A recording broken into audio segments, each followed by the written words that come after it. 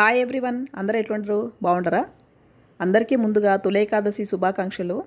ఏకాదశి అయిపోయి 2 డేస్ అయిపోయిందిలేండి, కానీ వీడియో అయితే ఇప్పుడు చేస్తాను కాబట్టి ఇప్పుడు చెప్తానా. టైం అయితే ఎర్లీ మార్నింగ్ 5 అయింది. ఇప్పుడు లేచినాను 5 గంటలకి. అంటే కసువు ఊడ్చడము, ఇల్లు తుడచడము, పటాలు తుడచడము చాలా పని ఉంటుంది కదా పండగ అంటే, అందుకని ముందుగా లేచిన. ఇంకొకటి మంచి విషయం ఏంటంటే పిల్లలకి హాలిడే ఈరోజు. తొలి ఏకాదశికి కాదు కానీ మొహర్రం కూడా ఈరోజే వచ్చింది కాబట్టి మొహర్రంకి హాలిడే ఇచ్చినారు. కాబట్టి కొంచెము 5 గంటలకు లేచి నా పని నేను చేసుకున్నా. లేదంటే గిన 5కు లేచి పిల్లోలకు లంచ్ బాక్సు, టిఫిన్స్ అని వాళ్ళ పని సరిపోయేది. ఇంకా ఇప్పుడు స్కూల్ లేదు కాబట్టి ఇంకా ఇప్పుడు 5 గంటలకు లేచి నా పని స్టార్ట్ చేసిన. ఇంకా పని స్టార్ట్ చేసే ముందర బాడీ మొత్తం డ్రై అయిపోయి ఉంటుంది కదా, ఆబ్వియస్గా పొద్దున్నే కొన్ని నీళ్ళు అయితే తాగుతాను. తర్వాత ప్రసాదం కోసమని శనగలు నానబెడతాను. యాక్చువల్గా రాత్రి నానబెట్టింటే సరిపోయిండేది. రాత్రి అనుకోలే అసలు ఏం ప్రసాదం చేస్తాము ఏంది అని కూడా. ఇంకా అందుకని సరే ఇప్పుడు 5 గంటలకు నానబెట్టినా కానీ నేను ప్రసాదం చేసి టెంకాయ కొట్టేసరికి 9 అట్లా అవుతుంది కదా, 4 గంటలు నాన్నే సరిపోతాయిలే అన్నట్టుగా ఇప్పుడు 5 గంటలకి నానేసినానమాట. ఇప్పుడైతే కసువు దోచానా. పిల్లలు స్కూల్కి పోయేటప్పుడు అయితే ఇంకా పొద్దున్నే కసువు తీయడానికి టైం ఉండదు. పిల్లలు స్కూల్కి పోయినాక మళ్ళీ దోచా. ఇప్పుడు హాలిడేనే కాబట్టి ఫస్ట్ అయితే ఇంట్లో పని చేసుకుంటాను. ఈ పరక్కట్ట ప్లాస్టిక్ పరక్కట్ట, నార్మల్ది కాదు. ఇది వాడబట్టి 5 ఏళ్ళు అవుతుంది. అంటే యూకేకి పోకముందు నేను వాడుతూ ఉండేదే. మళ్ళీ తర్వాత మా తమ్ముడు వాళ్ళు ఉన్నారు మా ఇంట్లో, ఇంకా వాళ్ళు వాడినారు. మళ్ళీ ఇప్పుడు నేను వాడతాను. అసలు కొంచెం కూడా అప్పుడు కొన్నప్పుడు ఎట్టుందో అట్టనే ఉంది ఇప్పుడు కూడా. 5 ఏళ్ళు వాడినే కానీ ఒక రవ్వ కూడా డ్యామేజ్ కాలే. నార్మల్ చీపుర్లు అంటే ఈ పాటికి ఒక 6-7 అన్నా అయిపోయిండేటివేమో. ఇంకా ఎక్కువే అవుతాయో ఏమో మరి గుర్తులేదు. బట్ ఊసిపోవడం అయితే తొందరగానే ఊసిపోతాయి కదా. ఈ పొరకట్ట అసలు ఊసిపోలేదనమాట, ఎట్టుండేది అట్టనే ఉంది. ఇంకా ఇరిగిపోతే తప్పితే పోదు. ఫస్ట్లో ఒకసారి ప్లాస్టిక్ పొరకట్ట కొనింటే అది ఎక్కువ రోజులు రాలే, ఇరిగిపోయింది. మేబీ అది తయారు చేసేటప్పుడు క్వాలిటీ సరిగ్గా లేదేమో. కానీ ఈ పొరకట్ట మాత్రం ఇంకా ఎన్నేళ్ళైనా వచ్చేటట్టుంది. జీవితాంతం ఇదే సరిపోతుందో ఏమో తెలియదు కానీ ఈ పొరకట్ట అయితే బాగుంది. కసువు కూడా బాగా వచ్చింది, ఇరిగిపోవడంలే. కసువు దోసేది అయిపోయింది. ఇప్పుడైతే బండలు తుడుచానా. ఈ బండలు తుడిసే నీళ్ళల్లో చాలామంది లైజాల్ అని లేకపోతే సర్ఫ్ పొడిని ఏదో ఒక లిక్విడ్ వేయందే తుడచడంలే ఈ మధ్య. అప్పట్లో అయితే ఏం వేసేవాళ్ళం కాదు, ఉత్త నీళ్ళతోనే తుడిచేవాళ్ళము. ఎందుకో ఇప్పుడు మరి అంత దుమ్ము లేకపోయినా అప్పుడుతో కంపేర్ చేసుకుంటే ఏదో ఒకటి కెమికల్ లిక్విడ్ కానీ ఏదో ఒకటి వేసి తుడుస్తున్నారు. నేనైతే ఏం వేయను, ఉత్త నీళ్ళతోనే తుడుచా. మన లైఫ్లో ఆ కెమికల్స్ నుంచి ఎస్కేప్ అవ్వలేక తప్పనిసరి పరిస్థితుల్లో వాడాల్సి వచ్చి వాడే కెమికల్స్ ఎన్నో వాడుతూనే ఉండము, తప్పించుకోలేక వాటి నుంచి. డైరెక్ట్గానే మనము కెమికల్స్, పెస్టిసైడ్స్ కొట్టిన వెజిటబుల్స్, ఫ్రూట్స్ తింటానే ఉండము. ఇంకా తప్పించుకోగలిగి మ్యాండేటరీ కాదు, ఆప్షనల్ అనేటివి కూడా మనం ఎందుకు కొని తెచ్చుకొని మరీ వాడి ఆ కెమికల్స్ అన్నీ ఇంటి నిండా వేసుకోవాలి అని నాకు అనిపించింది అనమాట. అందుకని ఉత్త నీళ్ళతోనే తుడుచా. దానివల్ల నష్టమే ఉంది చెప్పండి, ఎట్లయినా కానీ క్లీన్ అవుతుంది. కాకపోతే అదేదో బాగా మంచి వాసన వస్తుంది అది ఇది అని చెప్పి ఆ యాడ్స్లో చూపించి జనాలను టెంప్ట్ చేస్తున్నారు. కానీ అంత అవసరం లేదు. సువాసనలో నీట్గా మనం తుడుచుకున్నామంటే ఉత్త నీళ్ళతో ఆ సువాసన రాదు, చెడు వాసన రాదు, ఏ వాసనలో అవసరం లేదు, బాగా నీట్గా ఉంటుంది. మనం దీపం పెట్టుకొని అగరబత్తీలు అవి వెలిగించుకుంటే బాగా నీట్గా ఉంటుంది, మంచి వాసనతో ఉంటుంది ఇల్లు. అంతేగాని ఈ లైజర్లు, సర్ఫ్ పొడులు వేసి తుడచడము అదంతా అవసరం. బండలు తుడిచేది కూడా అయిపోయింది. కసువు దొబ్బి బండలు తుడిచేసరికి ఒక 45 నిమిషాలు అయితే ఈజీగా పడుతుంది నాకు. ఇప్పుడు బ్రష్ చేస్తానా. నేను మీకు ఇంతకుముందు వీడియోలో చూపించిన కదా, నేను పేస్టు బ్రష్ వాడకుండా ఇంట్లోనే ఒకటి టూత్ పౌడర్ తయారు చేసుకున్నానండి. మీరు ఎవరైనా చూడకపోతే నేను లింక్ కింద డిస్క్రిప్షన్లో ఇస్తాను, ఒకసారి చూసి మీరు కూడా ట్రై చేయండి. దీంతో పళ్ళు తోముకోవడం వల్ల మనకి పళ్ళు అనేటివి బాగా వైట్గా వస్తాయి, చాలా ఫ్రెష్గా ఉంటుంది అనమాట. అన్నెసెసరీగా ప్లాస్టిక్ బ్రష్ అవసరం లేదు, ఆ కెమికల్, షుగరు అవన్నీ యాడ్ చేసిన పేస్టు అవసరం లేదు. ఇంట్లో అయితే మెస్వాక్ పేస్ట్ అయితే ఉంటుంది, పిల్లలు వాడతారు. ఇంకా వాళ్ళని ఫోర్స్ చేయలేను కదా. నేను పిల్లలు 6 ఇయర్స్ 7 ఇయర్స్ అంటే మేబీ 5-6 ఇయర్స్ ఉండొచ్చు ఆ టైంలో. సో అప్పుడైతే మనమే బ్రష్ చేపిస్తాం కదా పిల్లలకి. ఆ టైంలో అయితే నేను బలవంతంగా అయినా కానీ ఈ బొగ్గు పొడి వేసి రుద్దిచ్చేదాన్ని అనమాట పిల్లలకి. వాళ్ళు అయితే వద్దని ఏడ్చేవాళ్ళు. నల్లగా ఉంటే పిల్లలు ముందుగానే ఇప్పుడు అసలు ఇలాంటి వాటిని యాక్సెప్ట్ చేయట్లేదు కదా. సో అందుకు వాళ్ళైతే వద్దనేవాళ్ళు కానీ నేను రుద్దేదాన్ని అనమాట. ఇంక ఇప్పుడు వాళ్ళే బ్రష్ చేసుకుంటున్నారు కాబట్టి అసలు ఇంకా రుద్దరు. ఇంకా నేను కూడా వదిలేసిన. బట్ ఒక ఏజ్ వచ్చిన తర్వాత అయినా కానీ నేను రుద్దుతూ ఉంటే వాళ్ళు కూడా తెలుసుకుంటారు. వాళ్ళకు రుద్దుకోవాలనిపిస్తే రుద్దుకుంటారులే అన్నట్టుగా నేను ఇంకా వదిలేసినాను అనమాట. కానీ నేనైతే ఇట్లా బొగ్గుపొడి తయారు చేసుకొని ఇట్లా వేలుతోటే రుద్దుకుంటాను. ఇప్పుడైతే బయట ముగ్గు పెడతానా. ఎప్పుడైనా ముగ్గు పెట్టాలంటే 6 తర్వాతనే పెడతా. అంతకంటే ముందు పెట్టినామంటే ఈ వాచ్మెన్ బయట కసువు దొచ్చరు కదా వాళ్ళు. ఇంక అప్పుడు నా ముగ్గును కూడా ఏడ దొబ్బుతారు అని చెప్పి నేను వాళ్ళు కసువు దొబ్బేది అయిపోయినాక మళ్ళీ 6 తర్వాతనే ముగ్గు పెడతాను అనమాట. ముగ్గు పిండితో అయితే పెట్టనులేండి, చాక్ పీస్తోనే పెడతా. ముగ్గు పిండితో పెడితే మామూలుగా నేల మీద అయితే మనం నీళ్లు చల్లి పెడతాం కాబట్టి బాగా అతక్కపోతుంది, బాగుంటుంది.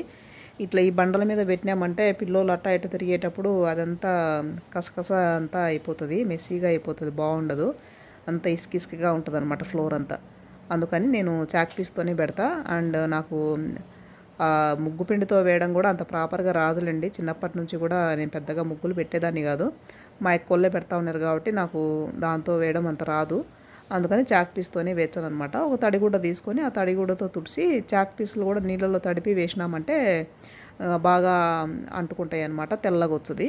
అట్లా కాకుండా ఊరికే బండల మీద అట్లే వేసినామంటే చాక్ పీసులు అంత బాగా రాయవు, మనకి తెల్లగా రాదు. అందుకు కాబట్టి తడి ఆరిపోయే లోపలనే తడి ఉండంగానే తడి చాక్ పీసులతో వేసినామంటే బాగా వచ్చుది ముగ్గు. కాకపోతే అది వేసేటప్పుడు ఎంటమంటే అసలు కనపరాదు, బాగా ఆరిపోయినాకనే ముగ్గు బాగా కనపచ్చది. నిన్న వేసిన ముగ్గు అది, ఇందాక చూపించిన కదా అది నిన్న వేసినది ముగ్గు. చాక్ పీస్తో వేసినాము. ఇంకా పిల్లలు కూడా స్కూల్కి పోతారు, అంతగా తొక్కరు కాబట్టి ముగ్గు ఎట్లా వేసినది అట్లనే బాగా ఉన్నింది. ఇప్పుడు ముగ్గు వేయడం కూడా అయిపోయింది. ఇప్పుడైతే అంత కనపరావడం లేదు కదా, ఇది ఆరిపోయిందంటే బాగా తెల్లగా కనపచ్చదు అనమాట. ఇప్పుడైతే నా స్నానం కూడా అయిపోయింది. స్నానం చేసి వచ్చి దేవుడివి ప్రమిదలు ఇవన్నీ ఉంటాయి కదా, సో అవన్నీ కడుగుతాను. వీటికి ఇవి కడిగేదానికి కొంచెము సర్ఫ్ పొడి తీసుకొని ఆ సర్ఫ్ పొడితోనే కడుగుతాను. ఒక 2 సార్లు కడిగినామంటే ఆ జిడ్డు అంతా పోతాయి, బాగానే వస్తాయి సర్ఫ్ పొడితో కూడా. అందరూ చింతపండుతో ఇంకా ఏవో వేసి కడుగుతారేమో, ఏమో నేనంతా ఏం ఫాలో అవ్వను. బట్ జస్ట్ ఆ సర్ఫ్ పొడి వేసి ఆ జిడ్డు పోయేటట్టుగా కడుగుతా. అండ్ ఈ దేవుడి సామాను కడిగేదానికి నేను సపరేట్గా ఒక స్క్రబ్బర్ పెట్టుకున్నాను అనమాట.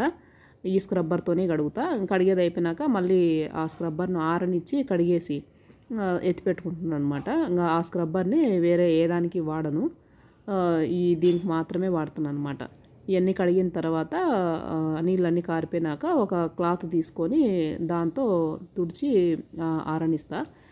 ఈ క్లాత్ కూడా సపరేట్గా ఓన్లీ దేవుడి పటాలు, దేవుడి సామాన్లు ఇవి తుడిచేదానికే ఈ క్లాత్ వాడుతాను అనమాట. పని అయిపోయినాక ఉతికేసి మళ్ళీ ఎత్తి పెట్టుకుంటా. నేను ఈ పనులన్నీ చేసుకునేసరికి పాల ప్యాకెట్ కూడా వచ్చింది. పాల ప్యాకెట్ వేపించుకుంటాను. ఇది దగ్గరలో గేదె పాలు అనేది తెస్తున్నారు, ఏమో చెప్పలేం కదా అండి. బట్ ప్యాకెట్ పాలు అయితే తెప్పించుకోవట్లేదు, కానీ ఈ హెరిటేజ్ ఇవి ఉంటాయి కదా అవి తెప్పించుకోవట్లేదు. వీళ్ళ మీద ట్రస్ట్ తోటి తెప్పించుకుంటున్నాము, కానీ వాళ్ళు ఏం చేస్తున్నారో మనకైతే తెలియదు. ఏదైనా ఒక నమ్మకంతో పోవడమే, అంతకు మించి మనం ఏం చేయలేము. ఇప్పుడు గేదెలను పెంచుకొని పిండుకొని తాగలేం కదా, ఏదో గుడ్డిలో మెల్ల అని చెప్పి ఇవైతే తెచ్చుకుంటున్నాము. ఇవి ఎంతవరకు సేఫ్, ఎంతవరకు ప్యూర్ అనేది కూడా తెలియదు. ఓకే, బాగానే ఉన్నాయి, కొంచెం మీగడ కూడా వస్తుంది, దాంతో నెయ్యి కూడా తీసుకుంటాను. ఆ పాల ప్యాకెట్ ఆడ బయట ముగ్గు పెట్టాను కదా, అక్కడ ఇసిరేసిపోతాడు అనమాట. ఆ కింద ఉండే మట్టి అంతా పాల ప్యాకెట్కి అవుతుంది. అందుకని ఇంకా కట్ చేసి పాలు గిన్నెలో పోసేటప్పుడు మళ్ళీ ఆ మట్టి దాంట్లో పడకుండా దాన్ని కడిగి తర్వాత పాలు కట్ చేసి గిన్నెలో వేసి ఒక స్టవ్ మీద పెట్టి సిమ్లో పెట్టినాను. ఇంకా ఇటుపక్క స్టవ్ మీద అయితే పాయసం కోసము సబ్బియ్యం పెట్టినాను అనమాట. ఈ సబ్బియ్యం కూడా ఒక గంట సేపు అట్లా నానబెడితే బెన్నె ఉడుకుతాయి కదా అని ఇంకా గిన్నెలో సబ్బియ్యం పోసి దాంట్లో నీళ్లు పోసి స్టవ్ మీద పెట్టినా. ఇంకా ఇటుపక్క అయితే శనగలు నానబెట్టినా కదా పొద్దున్నే, ఇంకా ఆ శనగలు వేసి రోని నీళ్ళు పోసి ఒక రవ్వ ఉప్పు వేసి విజిల్ కోసము అది కూడా వెలిగించేసిన. ఇట్లా 3 స్టవ్ల మీద 3 పెట్టేసిన.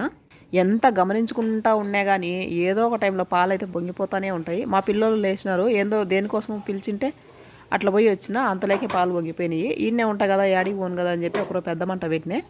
అట్లా పోయి ఇటు వచ్చేసరికి పొంగిపోయినాయి. సర్లేండి, ఏకాదశి రోజు పాలు పొంగిపోయినా మంచిదే కదా, ఇంకా అట్లే ఉండిచ్చి అంతా మాడిపోయి నల్లగా అవుతుందని చెప్పేసి ఇప్పుడే పక్కకు తీసేసి ఈ పాలన్నీ తుడిచేసిన. ఈ పాలు పొంగిపోయిన స్టవ్ మీదనే ఆ పాలన్నీ తుడిచేసి ఒక గోళం పెట్టి పాయసంలోకి సేమియాలు ఎంచుతాను.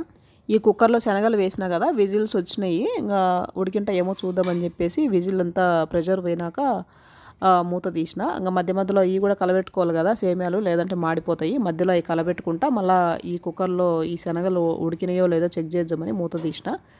చూస్తే ఇంకా కొంచెము గట్టిగా ఉండయి అనిపించింది. అందుకని మళ్ళా మూత పెట్టి స్టవ్ ఆన్ చేసిన. మళ్ళీ కొన్ని విజిల్స్ వస్తే ఏమన్నా ఉడుకుతాయేమోనని. అంటే రాత్రి నానబెట్టింటే ఈ పాటికి ఉడికిపోయిండేటివి. ఇంకా పొద్దున్నే నానబెట్టినాయి కదా, ఎక్కువ నానితే బెన్న ఉడుకుతాయి. ఈ అంత నానలేదు కాబట్టి ఇంకా ఎక్కువ విజిల్స్ రావాల్సి వచ్చింది. ఇంకా ఉడకలేదని మళ్ళీ విజిల్కి పెట్టినా. ఈ పక్కన స్టవ్ మీద పాయసం కోసం సబ్బియ్యం పెట్టినాయి కదా, ఈ సబ్బియ్యం ఉడికినాయో లేదో చెక్ చేసుకుందామని ఒకరు వాటి కలబెట్టి చెక్ చేస్తే ఇంకా ఉడకలేదనమాట, గట్టిగానే ఉండయి. ఇంకా ఒక పక్క సేమ్యాలు ఎంచుకుంటానా మధ్య మధ్యలో. ఇంకా ఈ పక్కన విజిల్కి పెట్టినా కదా, ఈ విజిల్ ప్రాపర్గా రాదనమాట. అంటే వస్తుంది. ఒకసారి ఏమైందంటే యూకేలో ఉన్నప్పుడు ఆ విజిల్ సరిగ్గా రాక సంగటికి పెట్టింటే అది మొత్తము బయటికి కొట్టిందనమాట. అప్పటి నుంచి భయము. అందుకని ఆ విజిల్ రాకముందే నేనే కొంచెం అట్లా కదిలిచ్చినప్పుడు అది విజిల్ బయటకు వస్తుంది. పూర్తిగా ప్రెషర్ అంతా నిండేదాకా ఉండియాలంటే ఒక రవ్వ భయంగానే ఉందన్నమాట. మళ్ళీ బయటికి కొడితే ఎందుకు వచ్చిందిలే అనేసి నేనే అట్లా కదిలిస్తూ ఉంటా. కాబట్టి విజిల్స్ ఇన్ని అనేది నాకు లెక్క ఉండదు, ఎందుకంటే అది కంప్లీట్ విజిల్ కాదు కదా. అందుకని మధ్య మధ్యలో ఆ విజిల్ చెక్ చేసుకుంటా, ఒక పక్క సేమ్యాలు ఎంచుకుంటా, ఈ పక్కన సబ్బియ్యం చెక్ చేసుకుంటా ఉండా.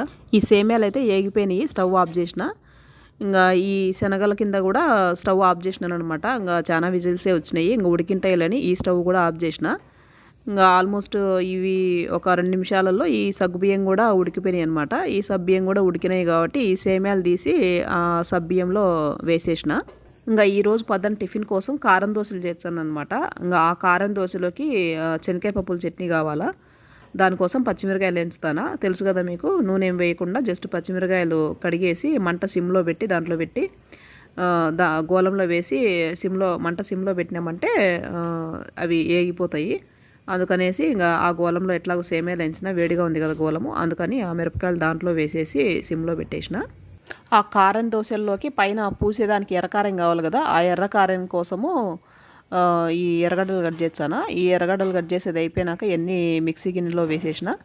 ఇంకా అట్ ద సేమ్ టైం ఇటు పక్క స్టవ్లు కూడా చూసుకోవాలి కదా. ఇంకా స్టవ్ మీద చూస్తే ఈ సేమ్యాలు ఉడికిపోయినాయి, ఆల్మోస్ట్ ఉడికిపోతున్నాయి. సో ఇప్పుడు నేను దాంట్లో ముందుగా కాంచి పెట్టుకునే పాలు ఉన్నాయి కదా, ఆ పాలు కొన్ని వేసిన. ఇంకా దాంట్లోనే సేమ్యాలు ఉడికిన తర్వాతనే చక్కెర అవన్నీ వేయాలన్నమాట. ముందుగా వేసే సేమ్యాలు ఉడకవు. సో దాంట్లో సేమ్యాలు ఉడికిన తర్వాత దాంట్లో చక్కెర, ఒక రవ్వ నెయ్యి కూడా వేసి ఇంకా కొద్దిసేపు ఉడకనిచ్చిన.